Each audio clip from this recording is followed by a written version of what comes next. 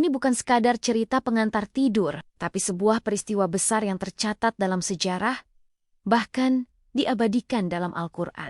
Ini adalah kisah tentang tahun gajah, tahun di mana seorang bayi luar biasa dilahirkan, yang kelak akan mengubah wajah dunia. Bayangkan suasana kota Mekah kala itu. Sebuah kota suci yang damai, tempat Ka'bah berdiri megah, menjadi pusat spiritual bagi bangsa Arab.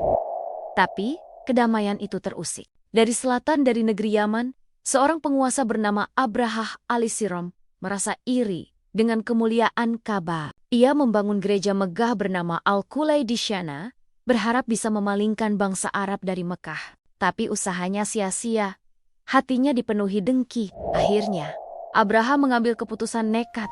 Ia akan menghancurkan Ka'bah. Ia pun menyiapkan pasukan yang begitu besar, yang belum pernah dilihat oleh bangsa Arab sebelumnya.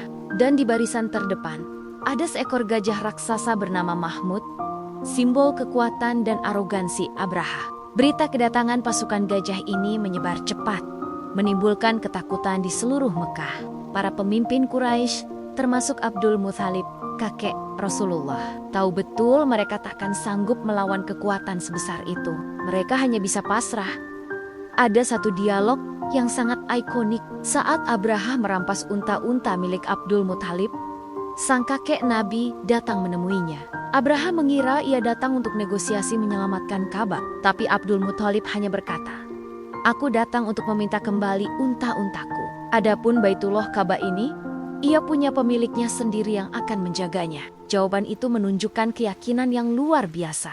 Abdul Muthalib dan kaumnya kemudian mengungsi ke puncak-puncak gunung di sekitar Mekah. Mereka hanya bisa berdoa dan menyaksikan dari kejauhan, menyerahkan nasib Ka'bah kepada sang pemiliknya, Allah Subhanahu wa Ta'ala. Saat fajar menyingsing, Abrahah memberi perintah untuk menyerbu. Pasukan bergerak maju. Gajah raksasa Mahmud dipaksa berjalan menuju Ka'bah, tapi keajaiban terjadi. Tepat di perbatasan tanah suci Mekah, gajah itu berhenti. Ia berlutut dan menolak untuk melangkah maju. Dicambuk, dipukul, dipaksa, ia tetap tak bergeming.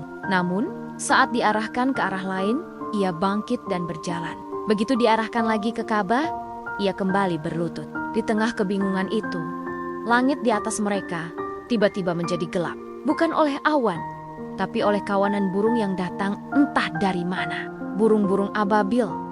Setiap burung membawa 3 kerikil kecil dari neraka sijil. 1 di paruhnya, 2 di kakinya. Lalu, hujan batu itu pun dimulai. Batu-batu kecil yang panas membara itu dilemparkan ke atas pasukan Abrahah. Setiap batu yang mengenai seorang prajurit langsung menembus tubuh mereka, menghancurkan mereka dari dalam. Pasukan yang tadinya angkuh dan perkasa, kini luluh lantak.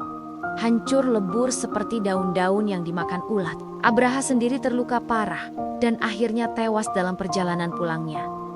Allah telah menunjukkan kekuasaannya. Ia melindungi rumahnya dengan cara yang tak pernah terbayangkan oleh akal manusia.